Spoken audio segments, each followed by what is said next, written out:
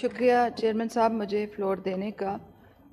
میں بات کرنا چاہ رہی تھی جو آج بل جو پریزنٹ کیا ہے سینیٹر ثمینہ ممتاز زہری نے، اس کے اوپر بڑا جلدی سے فیصلہ ہو گیا، مگر میرے خیال سے ہمیں یہ سمجھنا چاہیے کہ وہ بل کس تناظر میں لایا گیا تھا، وہ بل کیا تھا، اس کے اوپر فیصلہ کیا ہوا اور اصل میں ہونا کیا چاہیے تھا. سب سے پہلے تو میں یہ کہنا چاہتی ہوں کہ ادارہ شماریات یعنی کہ پاکستان بیورو آف اسٹیٹسٹکس نے پچھلے 16 فیبروری کو جو ڈیٹا دیا ہے اس کے مطابق ایس پی آئی ایئر آن ایئر ایس پی آئی 38.42% ہے، یعنی کہ یہ انفلیشن کی شارٹ ٹرم انفلیشن کی نئی فگر انہوں نے دی ہے. اب یہ انفلیشن جو ہے یہ لوگوں کی زندگیوں پر کیسے اثر انداز ہو رہی ہے لوگوں کو یہ پتہ ہے. ایک ڈرائیور جس کی تنخواہ 50,000 ہے وہ اپنے گھر میں راشن کیسے ڈالتا ہوگا. ایک کلرک جو 60,000 روپے گھر لے کے جاتا ہے اس نے کس بچی کو اسکول میں رکھنا ہے اور کس بچی کو اسکول سے باہر نکالنا ہے. ایک چوکی دار جس کی 40,000 تنخواہ ہو اس نے بیٹی کا جہیز کیسے بنانا ہے. اس مہنگائی، یہ جو ریسنٹ فگرز ہیں جو فیول پرائس انفلیشن اور فوڈ انفلیشن ہے وہ لوگوں کی زندگیوں پر کیا ستم ڈھا رہی ہے یہ تو لوگوں سے ہی جا کے پوچھیں.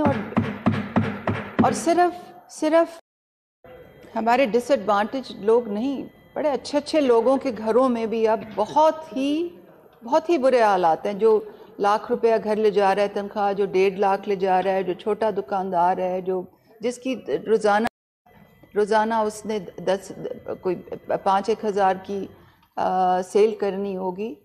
تو سب سے پہلے تو ہمیں تناظر دیکھنا چاہیے کہ پاکستان میں اس وقت ایک ریکارڈ انفلیشن ہے، ریکارڈ مہنگائی ہے، اور اس قسم کی مہنگائی برصغیر میں، اس قسم کی مہنگائی پاکستان میں ہماری گزشتہ ہسٹری میں نہیں ہوئی. تو سب سے پہلے تو سینیٹر ثمینہ کا جو بل ہے اس کو اس تناظر میں ہمیں دیکھنا چاہیے، نمبر 1. نمبر 2، وہ بل کیا رہا تھا؟ وہ بل یہ رہا تھا کہ حکومت پاکستان جو غریبوں کو جو وظیفہ دیتی ہے اس کو آپ انفلیشن یعنی کہ مہنگائی کے ساتھ جوڑ دیں، کہ جتنی زیادہ مہنگائی ہو آپ اتنا ہی زیادہ وظیفہ بڑھا دیں. اور یہ ایک بڑی اچھی اور ریکمنڈیشن تھی، مگر جس طرح سے اس پہ اپوزیشن، جس طرح سے اس پہ ٹریجری بینچز نے ریاکشن کیا، جس طرح سے اس پہ ووٹ کیا، مجھے حیرت بھی ہوا افسوس بھی ہوا کہ ایسی چیزوں پر بھی اب سیاست کھیلی جا رہی ہے. میں کہنا یہ چاہتی ہوں چیئرمین صاحب کہ جب میں بی آئی ایس پی کی چیئرپرسن تھی تو ہم نے ایک میکنزم بنایا تھا. وہ میکنزم تھا، ایک کمیٹی بنی تھی، اس کمیٹی کی سربراہی سیکرٹری فائنانس کرتے ہیں. وہ کمیٹی نوٹیفائیڈ ہے، اس کی کمپوزیشن ہے، اس کے ٹی او آرز ہیں، اور فیصلہ یہ ہوا کہ یہ کمیٹی ہر بجٹ سے پہلے بیٹھے گی اور اس کے ٹی او آرز یہی ہوں گے کہ وہ سٹائپنڈ کو انفلیشن کے تناظر میں ایگزامن کرے گی، اس کی جانچ پڑتال کرے گی، اور پھر ہر سال اسی تناظر میں ایک فیصلہ ہوگا. تو لیجسلیشن تو اس میں نہیں تھا، مگر اس کا ایک انسٹیٹیوشنل میکنزم یعنی کہ اس کا ایک انتظامی ڈھانچہ جو تھا وہ بن گیا تھا، وہ کام کر رہا تھا، اور اس کی ایک میٹنگ بھی ہو چکی تھی. تو ایٹ اے بیئر منیمم، کم از کم اس بجٹ سے پہلے میری ایک بہت ہی اسٹرانگ ریکمنڈیشن ہوگی کمیٹی کنوین کرے، کیونکہ لیجسلیشن میں تو ٹائم لگتا ہے، وہ کمیٹی کنوین کرے اور اس پر ایک ایویڈنس بیسڈ فیصلہ دے. بل آپ کا نہیں تھا، وہ بل سینیٹر صاحبہ کا تھا. جی چیئرمین صاحب، مگر آپ کی اجازت، بل ہاؤس نے ریجیکٹ کر دیا تھا، اس کے اوپر ووٹنگ ہو گئی تھی.